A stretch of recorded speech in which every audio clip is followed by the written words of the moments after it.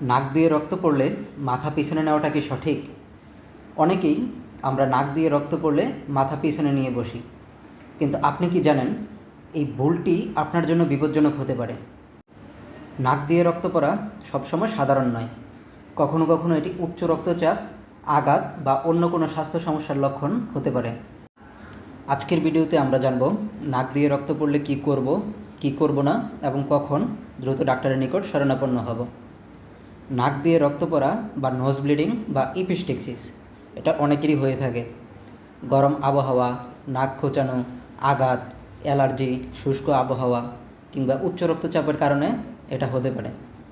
প্রথমেই আতঙ্কিত না হয়ে রোগীকে সোজা হয়ে বসাবেন, মাথা সামান্য সামনে ঝুঁকিয়ে রাখবেন।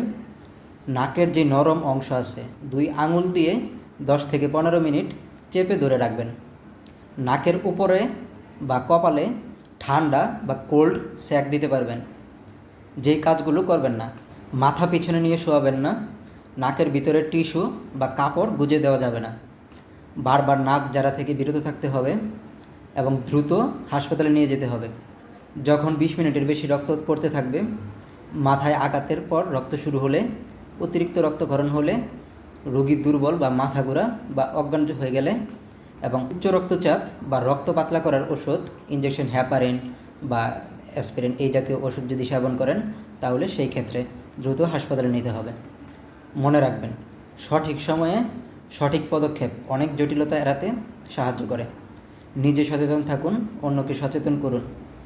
নাক দিয়ে রক্ত পড়লে মাথা পিছনে নয়, সামনের দিকে ঝুঁকুন। এই তথ্যটি শেয়ার করে অন্যদেরকেও সচেতন করুন। ধন্যবাদ সবাইকে।